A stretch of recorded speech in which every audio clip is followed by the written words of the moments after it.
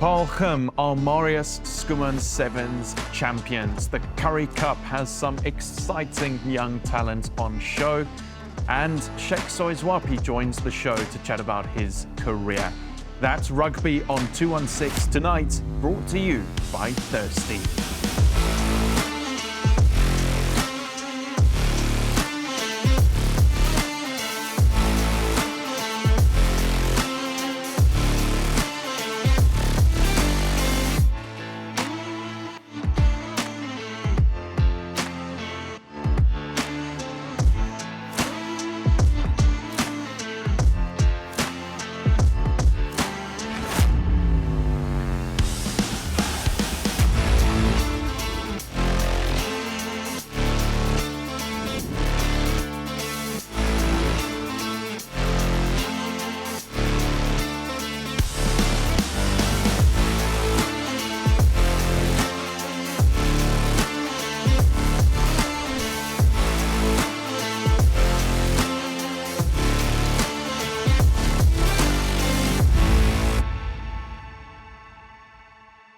Hello and welcome to another episode of Rugby on 216, brought to you by Thirsty. We are back in studio. The full complement is back together. The Thirsty red cap is here.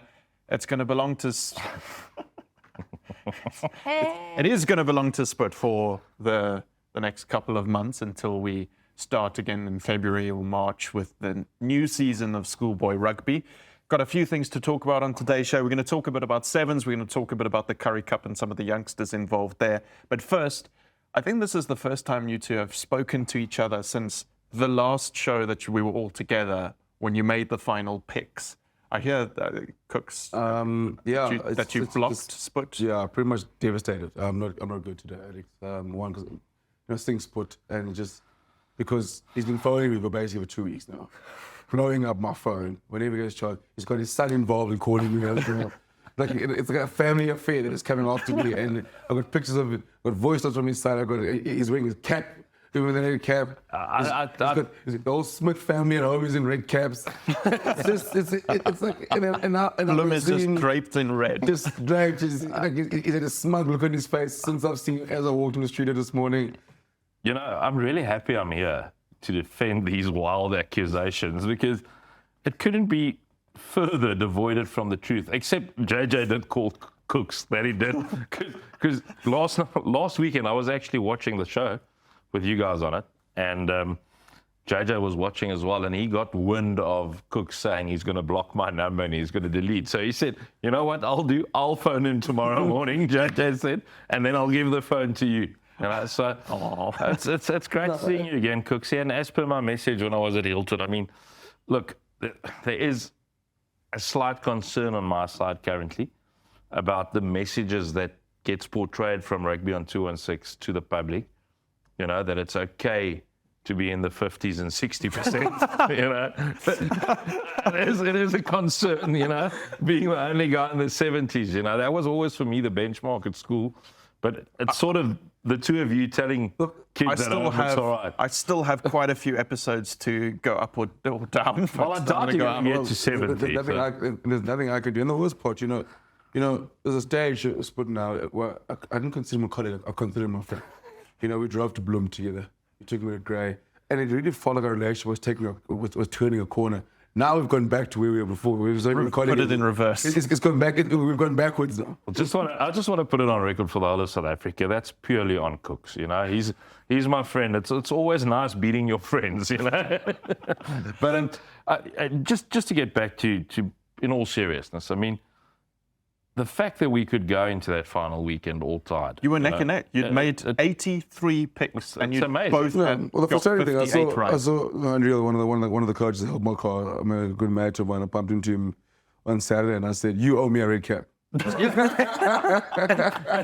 to me, you know, let the irony not be lost, because there was a stage in the season where I was definitely not the favourite in the southern suburbs. They're posh, you know.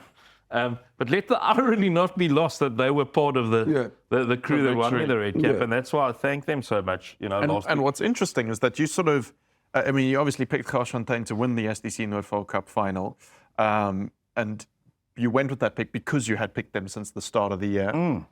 Building into the final, the sort of week before, it was a lot closer for you, and maybe without that pick, you would have gone Helpmekaar. So then it would have really been down to just Rondebosch Bishops. So in all honesty now, and in all seriousness, the thing that I'm the proudest of is not, the results, but it's those two big calls. Boyzai being in the top three, which I called before the year, and then Garsfontein. To me, let's be honest, with how close the schoolboy game is, there's a lot of luck involved in the picks, answer the ball. Basically, what Putty saying is like, I got it right the whole year. None of my big calls worked. All the schools come to me. You got these derby days, and the school's like, how can you pick against me? No, I'm turning the tide like, husband and like, Bridges, I needed you.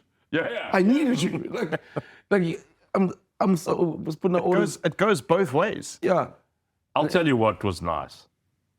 Being able to celebrate with Garsfontein because we both won. I was there for the final, and I was like, guys, we'll have to go to the clubhouse because we've got something to celebrate. We've got something to celebrate. Well, you feel part of it, and I think next year what we should look at doing is getting the public involved and seeing they can make picks for the same matches we pick and see if anyone's able to beat you guys over the course of the amazing over the year. Because I tell you what, there's people out there in our country that know the schoolboy game. Yes.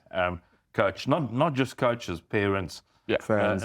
And that's the amazing thing. And we talk about fan engagement and people watching the shows and compared to bigger shows or whatever.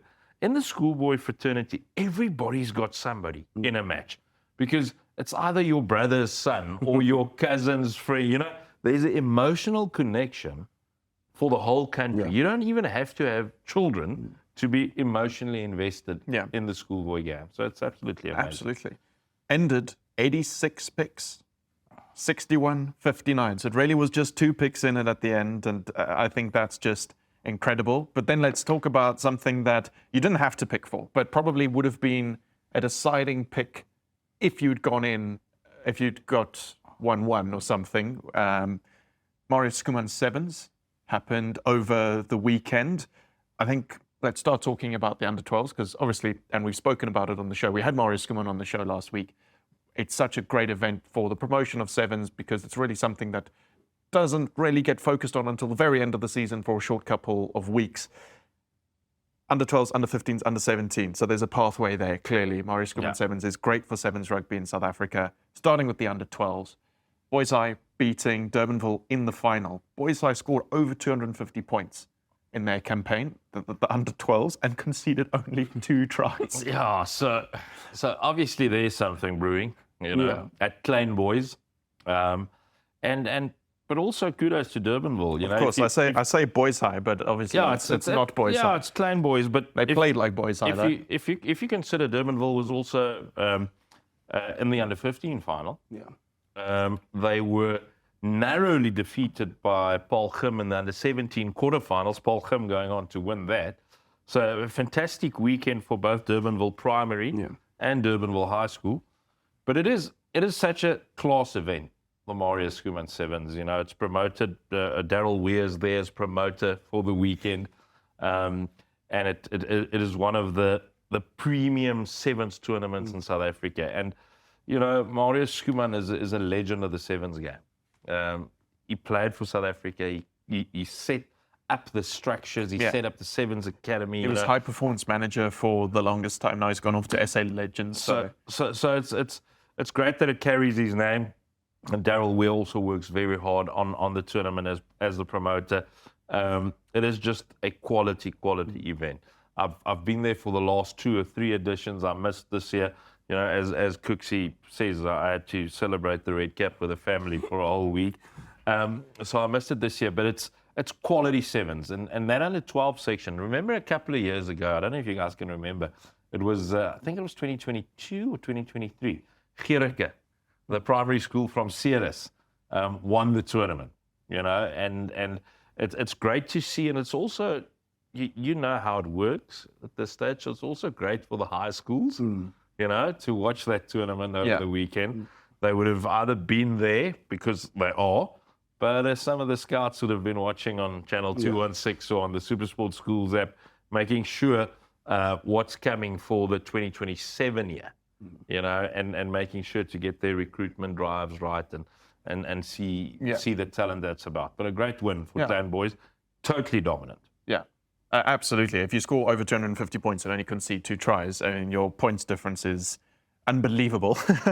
Then Gim, they beat Boys High in the under-15s, and then they beat Garsfontein in the under-17s. So showing a clear bit of dominance there. Obviously, playing at home helps a little bit, but still, sevens is so unpredictable, and that's something that makes this tournament special, is we see big upsets. A couple of years ago, I remember there was a Grey College lost a game that no one thought they were going to lose, and that's what makes it so special, is that these big schools can play sort of smaller rugby schools, and in sevens, anything can happen. Anything can happen. You mean, and it's strange, for Parkham, fantastic, to get the win of 50s and 70s, especially when we were in the quarterfinal where, Durbanville had a conversion to try and tie the game and then bounce back, and then a convincing win in the final. And also, it just shows that this comes out. I mean, obviously, we watched him all season, but the number of grade 11s, they had guys coming through. I mean, they had Ethan Barker playing All Bakes, playing over here, Henry Van Zyl played the tournament, and Louis Kuhn was playing. So a very strong Humza shows that there's next year they go again. They'll be charged up. So I mean, it was fantastic. I mean, like, you look at sides like that in the program and the structures they have. It's great for these kids who are playing sevens now. It just changes the game, enhances them. But what a weekend for him. He said, it does help when you're playing at home. And do you see, Cooks mentioned that it enhances players. Do you think sevens is entirely its own sport and there's room for people to specialize specifically in sevens, or it should be seen as a pathway to 15s? Because if you see a player like Hendrik van Zyl as a flanker in the 15-man team, but then also was brilliant in the final for him. I think it's both, eh? Yeah. I think it's both a pathway to the 15s game, but it's also when you play it at the highest level, it's very specialized. But then you see the current 7 squad being loaned to some Currie Cup provinces, especially at Boland, who've got David Brits playing at 13 for them in the 15-man game. I think it definitely enhances skill levels. It definitely enhances passing of the rugby ball both ways. So yes, I think for the grade 11s of this year, going into a season for next year, it enhances their 15-man skills, definitely, because Hendrik van Zyl, the flanker this year, player of the tournament. That'll running lines, handling, passing, and then one-on-one defense, because you've got to make your tackle. There's so much space. Yeah. So I think when it comes to the highest level, probably specialization. Yeah. And if you remember how South Africa became successful in sevens, it was once we specialized. And guys were at a sevens academy and they trained sevens the whole year at SAS. And it wasn't just 15s players taking a break to play sevens. Because remember, when it started way back in the 90s, and we spoke about it at the Marius Schoeman launch, Peter Rousseau, ex-Springbok winger, he played sevens, but Andre Venter played sevens. Joost van der Westhuizen played Joost van der Westhuizen is one of the highest scorers in a sevens World Cup. Yeah. He's still in the top 5, I think. But that was basically taking guys out of the 15-man game. 1 week of training, there you go. You could go play sevens. So that has changed a lot. But definitely can enhance the skills. And as you saw, Paul Gim, they used their 15s players. They used Bakes, like you said, Hendrik van Zyl, Mikael Botha, Louis Kuhn. It was all guys that played for their first side this year. So you can imagine that a really strong side got pushed all the way by Durbanville in that quarterfinal. I mean, it was a Tyler Hess conversion away from being tied up. But they were very comfortable in the final over Garsfontein. And remember, the Garsfontein players are born for sevens. Yeah. They love sevens. They love it. So Fits their game great win in the under 15s and 17s. Yeah. Well, it enhances skills, it enhances talents, and we've picked our thirsty machine of the week from the Marius Schoeman Sevens. We've got that next, but first a quick message from Cheslin Colby. This week's machine of the week wasn't just good, he was game-changing. It's time to find out who he is. Well, as Cheslin Colby said, it's time for our thirsty machine of the week, and it's probably our last machine of the week. Before we get into the awards, before we start naming our 15 of the year and do all of those things. And obviously, Hendrik van Zyl was the player of the tournament at the Marius Schoeman Sevens. His team did go all the way to the final. They did win. But we've gone another way. We've looked at how Durbanville performed in the tournaments. They made it to the quarterfinal. They lost by just 2 points. Tylo Hess, our thirsty machine of the week. You got to be great for you to become, a machine of the week when you lose the quarterfinal. Yeah. And I mean, he lit it up on day one, and it was fantastic in the lead up to it. And Henry Francel was also in the running because he obviously won play the tournament. But Tyler Hess was special. The magic man. And Petty obviously he missed a conversion to tie it, but he was absolutely sensational, and that lit up the show there at Marius Schoeman Sevens. I was going to say. And here's the thing. We've got to realize that can be life-changing. It can be career-changing. And kudos to SuperSport schools for bringing these things to TV. 5 years ago, who's scoring 2 hat-tricks for their school on TV? Yeah, and nobody... A lot of players scored 2 hat-tricks 5 years ago, but nobody knew about it. Yeah. And that's the thing. Not nobody. I mean, there would have been something in the paper, something on social media, maybe a little clip or something. But this is a game changer. The game has been shifted. The goalposts has been shifted. Tylo Hess will be now a very well-known name going into his matric year. Scouts will be looking out. Provinces will be looking out. Marius Schoeman and the 7 structure, will be zooming in because that's what's great about this tournament. They're all around there watching it. Yeah.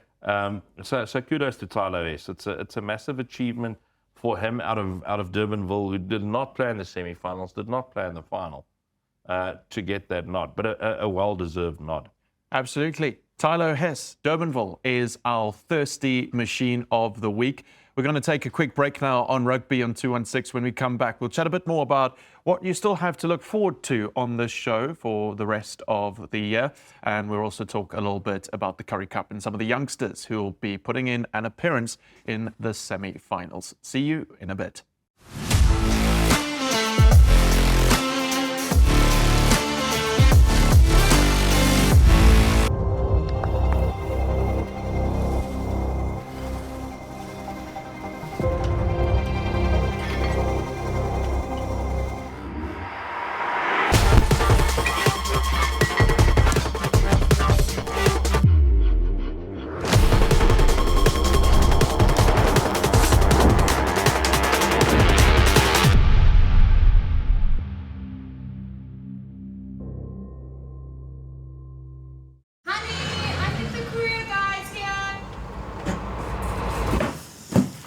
Je komt mee boksen.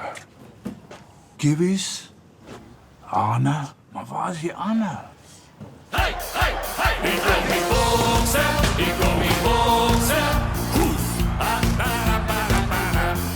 Ik kom niet boksen, ik kom niet boksen. Wow, wow! Exemos, wow! Breng van mij die box.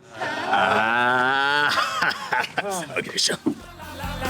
The Courier Guy, the courier behind the box. Can you deliver something for me? Where to? Hij wees van mij. Put this one in the springs box. Look at man. Hey, winner. Sure. You sure? Sure. Yeah, man, you sure? Yes, I am sure. Look at this thing. It's presidential. What if we get caught, man? Nobody gets caught in South Africa, man. That's true. Now lift.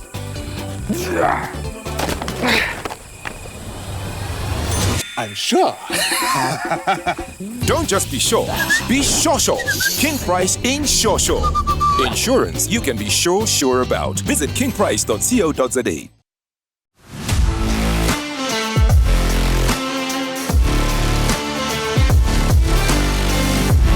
Welcome back to Rugby on 216, brought to you by Thirsty. Spud and Cooks are still in studio. We've wrapped up the Marius Schoeman Sevens. We've spoken about the Red Cap. And I think it's a good time to just talk a little bit about what we've still got coming up in Rugby on 216 this season. We still have quite a few episodes, and we're going to fill those episodes with quite a lot of content. Obviously, we're going to spend some time wrapping up the year. We'll have episodes where we talk about King Price Derby Series, looking back on it, STC Noordval Cup. We'll bring a whole lot of features, interviews, some exciting stuff. But more immediately, over the next 3 episodes, the 3 of us are going to name our 15 of the year. We're going to do some awards for individual awards, team awards, coach awards, all sorts of things. Will you also be named part of it? Because, I mean, Cooks will get 69% correct. That is 15. You'll have about 7 players correct.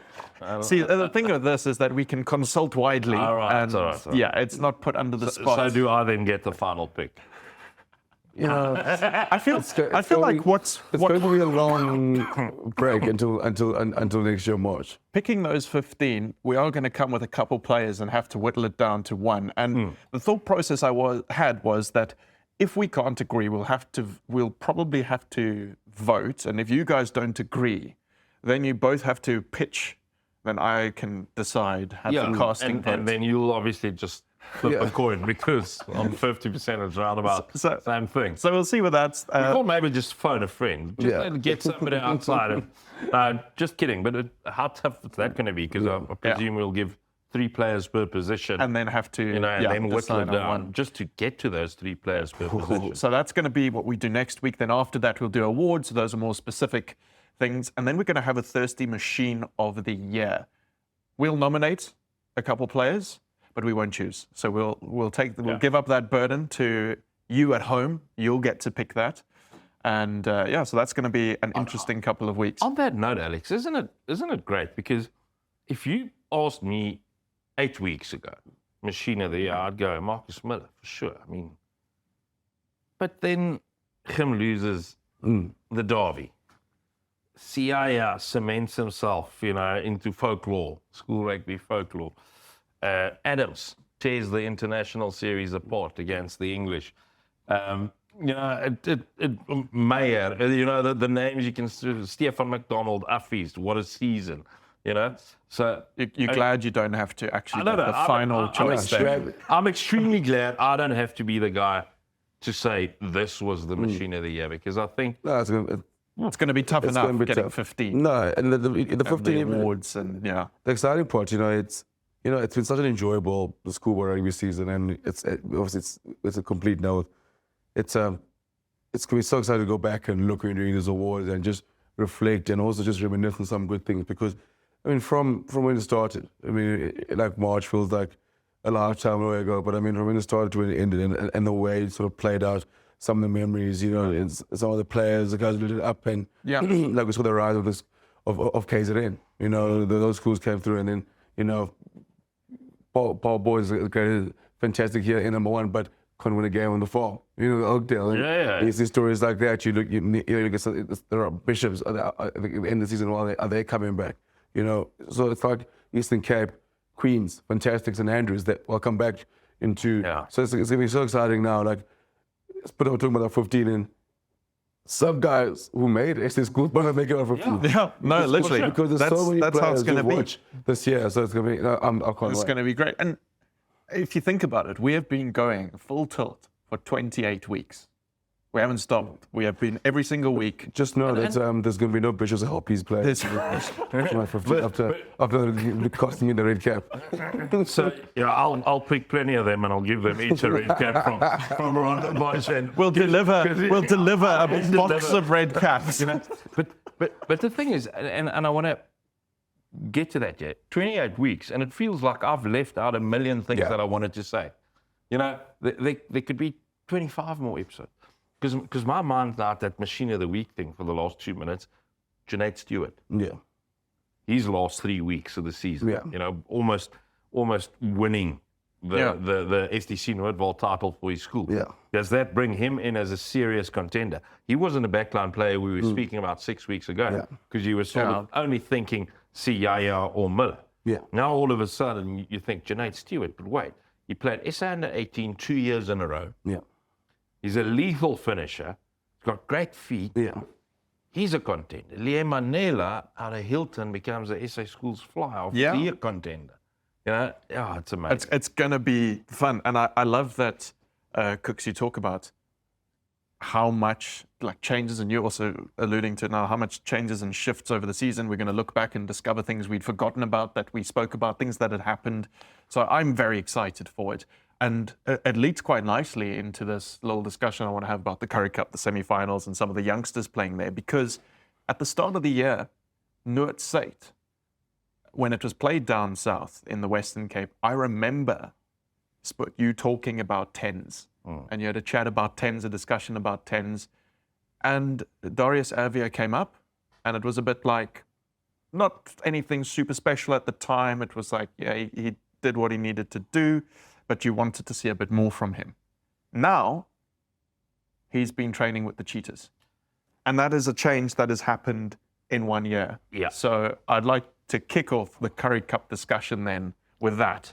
So here's my take. We debated just after Craven Week, and we said we felt Darius Avia was hard done by not being one of the 4 best fly-offs in schoolboy level. And to take you back to the fairy tale year, Great College just started their season with a pre-season match against Trio and Welkom Gymnasium. So Avia played in one of them, but then found himself in the Great College second side for 4 or 5 or 6 games, got himself into the first side, never looked back.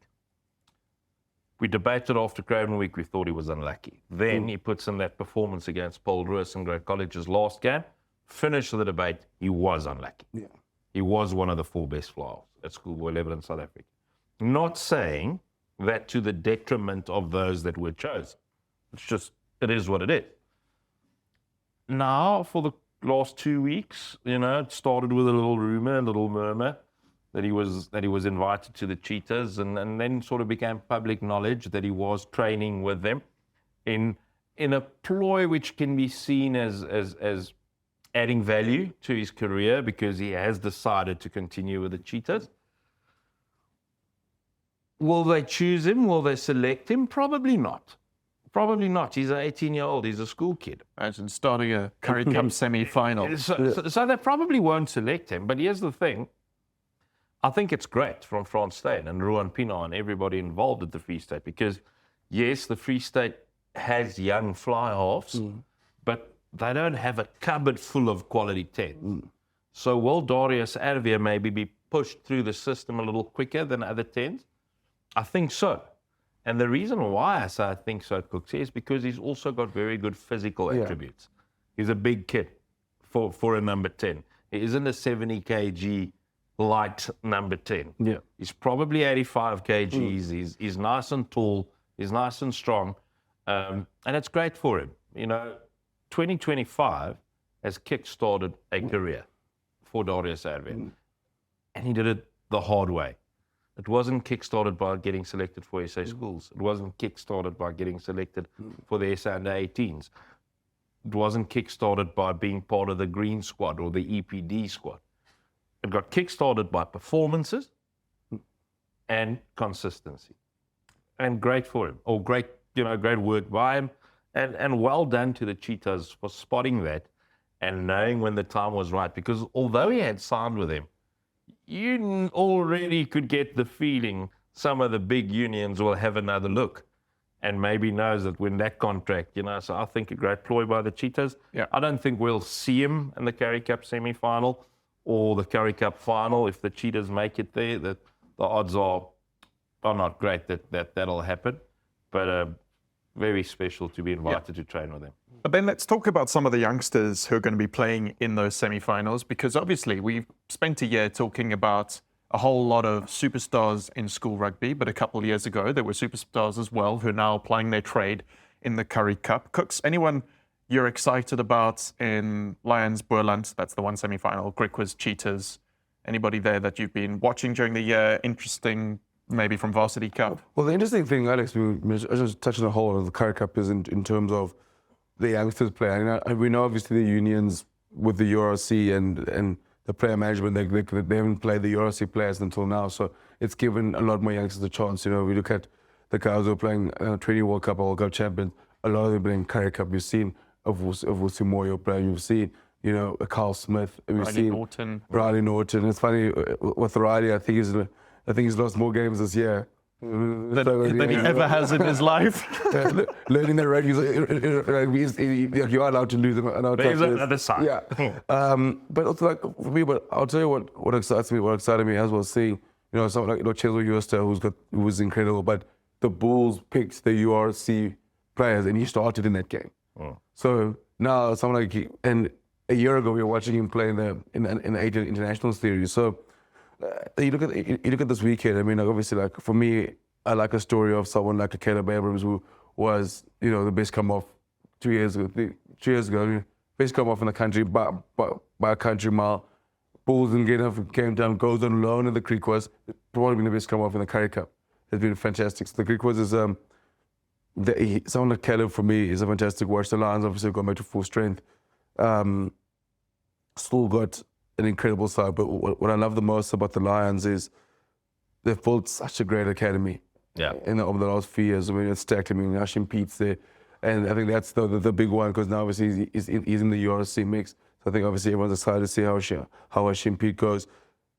But then you look at, for me, the stories of the Boylands, the story of the Creekwas who's been fantastic, and that's a massive clash down there. I mean, Creekwas cheated in Kimberley. I know Kimberley cheated, lost the first game at home against Creekwas, but they'll bounce back. But for me, Alex, just seeing all like under 20 players getting a chance, I could purchase a play 12 for another game. The guys like that, I mean, it's we speak about the guys under 20s, but you're still the younger purchase, a bit for the man for guys like that also all getting a chance. So yeah, it's been a great Currie Cup and seeing the youngsters get a chance. It is the premier domestic competition on earth. It's the oldest, 1891, 1892, the first season, over 130 years of history. I just want to add on to two things that we've been sort of discussing, young players, etc. On this, in the Cheetah side, we're talking about Caleb Abrams, the 9. Let's talk Jandre Nel.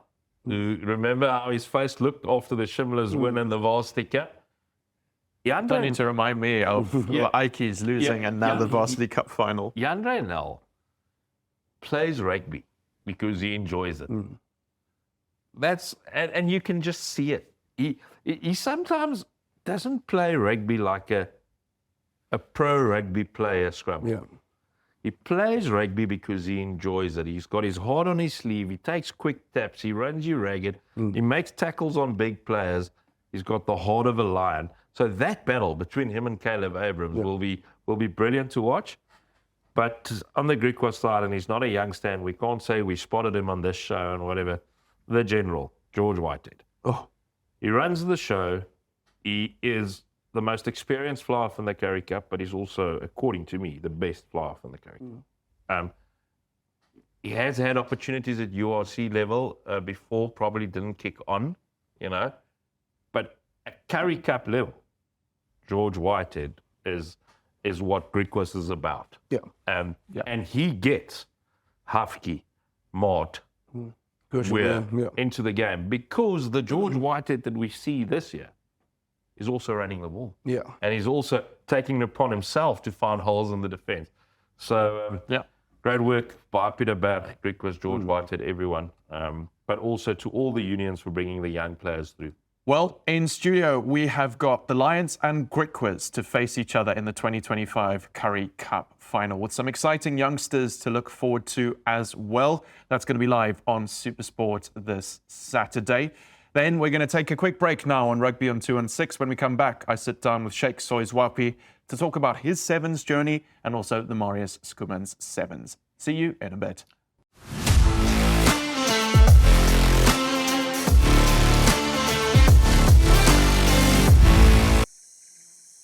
We were lost for 3 days. I told him to ration the water, but he somehow went and drank every last drop in the first hour. I have a family. We urge the public to remain calm. There is no leak. However, we have identified a thirsty individual who's responsible for this water crisis in the Western Cape. You almost left Brackenfell for Waterkloof just because of the name. Almost. Jason, is this true? Yeah, that's true.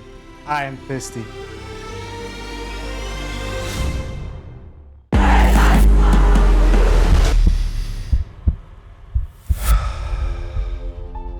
Some things you don't choose. They choose you. A name, a history, a legacy that came long before you and will last long after you're gone. It's not just about the game. It's the moments that shape you. The early mornings, the long bus rides, the chants that never fade. The friendships, the rivalries, the feeling of being part of something bigger. It's a belonging, something you carry with you wherever you go. Because once you're a part of it, you always will be.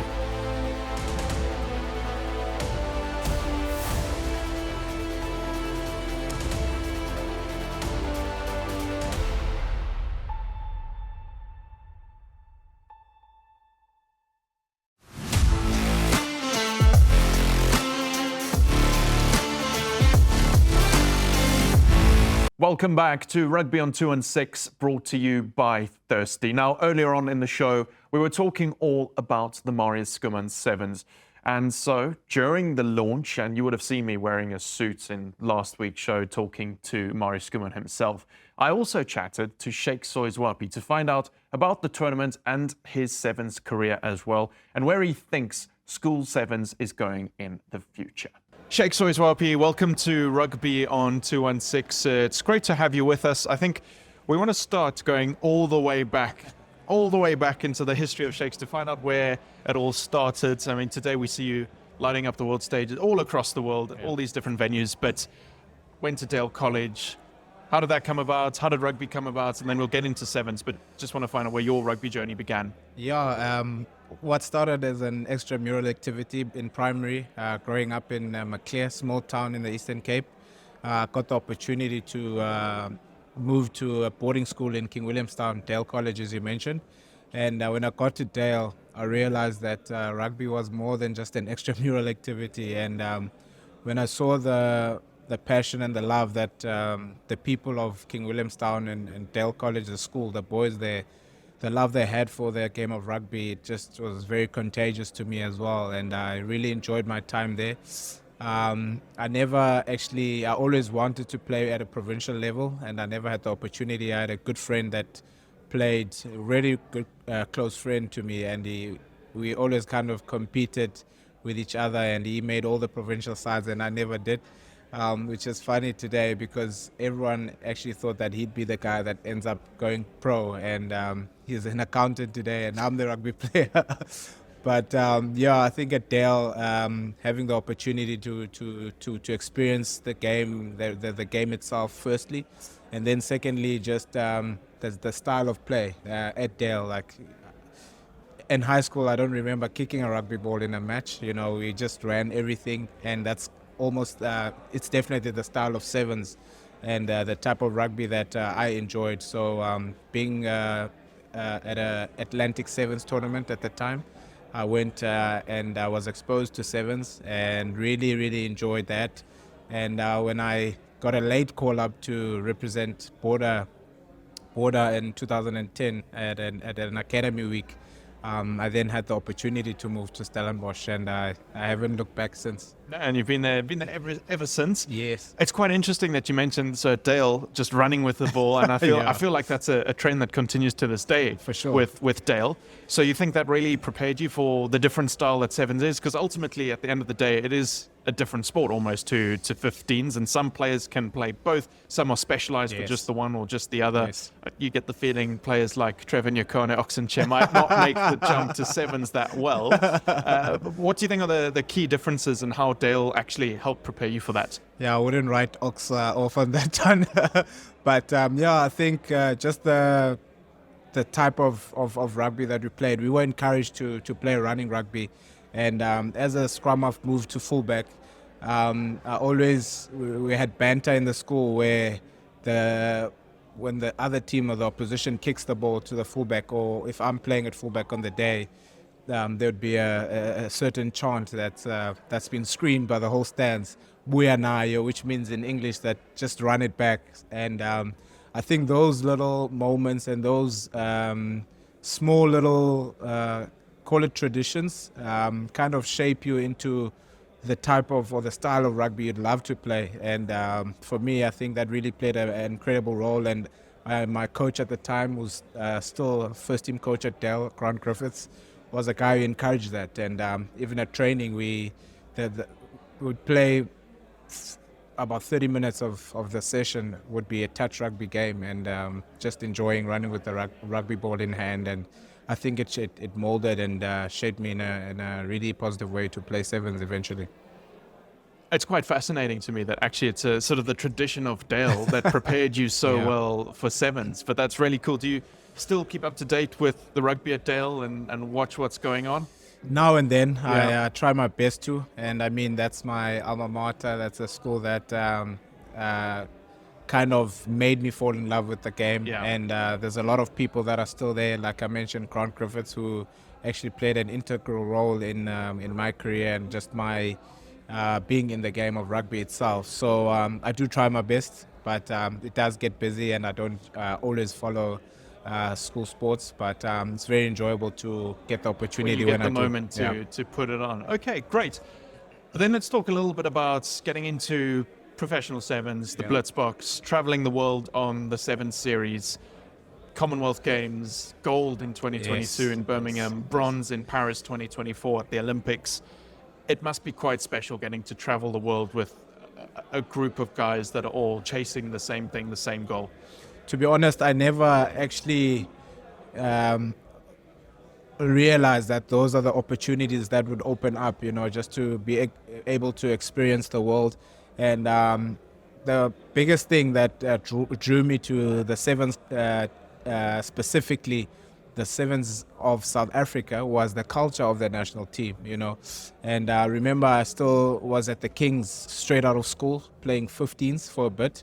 And then I used to go on the off season and go play some sevens, where Coach Marius would just request from the Kings coaches that I get released. And getting that exposure and just getting exposed to that culture, I think for me that's why I fell in love with sevens, and particularly Springbok sevens. That's why I always stayed within the sevens culture and the sevens system and never looked back. And I mean, this Blitzbox team has done some incredible things just sort of at the start of this year, end of last year, winning at Cape Town in front of home fans for I think the first time at Cape Town, the first time in quite a while. Yes. And you guys had won in George before that, but that was very special. But then obviously, like I mentioned, Commonwealth Games gold, Paris bronze, and an incredible run of form, I think kind of just out of COVID, where you went on one of the longest winning streaks by any sevens teams ever. So what is it that makes the Springbok Sevens, the Blitzbox, such a special unit? I think I mentioned the culture, and I think that is literally it. And we are a small squad compared to a 15 squad, so I think to be fair, it is a bit easier to connect with each other, and the brotherhood and the team chemistry that's within the group of guys that are there, it really helps when you get along to kind of build something special. So I think to be able to, I think at a stage it was about 200 days plus away from home, so you really need to be close and have that chemistry together. So I think the culture is massive, and I think that's what makes the team do well. Awesome. Then the last thing I want to ask you, we're sitting tonight in our suits, we're at the Marius Schoeman Sevens launch. School sevens, especially sort of when I was at school, was something kind of just at the end of term, at the end of the second term of rugby, just thrown in as sort of afterthought. Sometimes schools would have inter-house sevens. But a tournament like Marius Schoeman Sevens just takes it to the next level, because schools come across the country, they take it really seriously, they're proper teams set up for the tournament. And I think that can only do good things for sevens going forward and making schools take it up more. So where would you like to see school sevens go in the future, and how excited are you to see the next generation of talent coming through? Yeah, I think if we can get sevens at a level where you have a local competition like the Currie Cup, I think that would be incredible. And if you have each province having a team that can represent at a Currie Cup sevens level, that would be amazing for the game itself. And as you mentioned, I think this is an opportunity that me and you and most of the guys our age never experienced, you know. So this is really special, and for the boys that have this opportunity and being exposed at this level is you never know. The next step would be putting on the Springbok Sevens jersey. So it's really something special, and I think I envy the boys, but luckily I also got a breakthrough and played at the highest level. I just can't wait to see players like Ethan Adams, Marcus Miller taking to the field in a sevens team. I'm just so excited. But Shakes, thanks so much for chatting to us today. Thanks for being on Rugby on 2 and 6, and all the best for the future. Thank you so much. Appreciate it. We're going to take a quick break now on Rugby on 2 and 6, brought to you by Thirsty. But the impossible truth is still coming up, so don't go anywhere. We'll see you in a bit.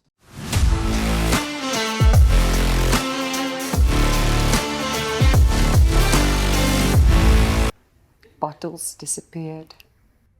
Profits vanished. It wasn't theft. Our biggest customer became our biggest problem.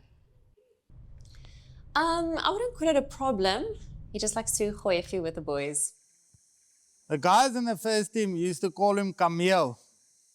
Because he was so tall. No, not Camille Per, Camille. He used to drink 200 liters of water in 3 minutes after practice, like a bloody camel. Is this true, Yeben? Yeah, most of that is true. I am thirsty.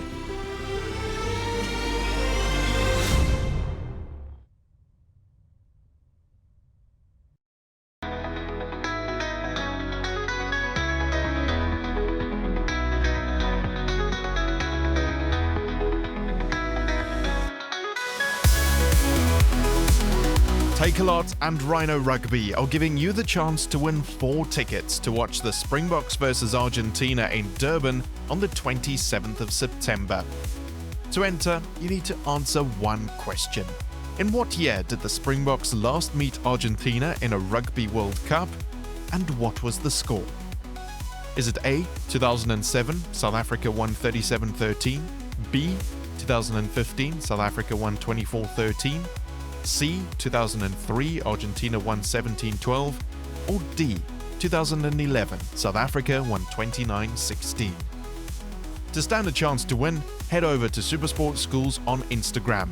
Find the post for the competition, comment your answer, A, B, C, or D, tag 3 people you want to take with you to the match, and include hashtag TakeALotRugbyDBN in your comment. T's and C's apply, travel and accommodation is not included. Good luck!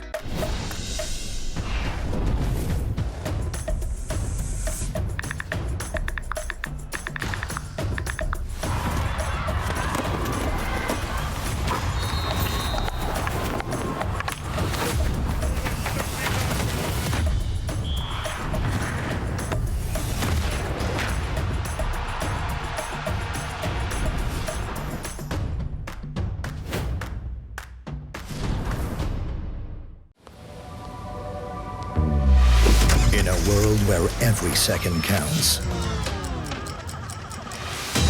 will he make it on time?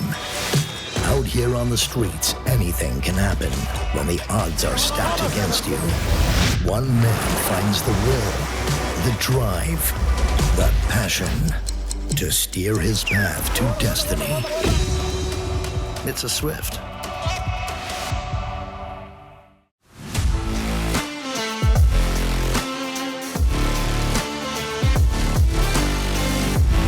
Welcome back to Rugby on 2 and 6, brought to you by Thirsty. All we have left to do is the impossible truth, and I'm going to foreshadow it by giving the update, as I always do, of my stats. I'm currently sitting at 52%.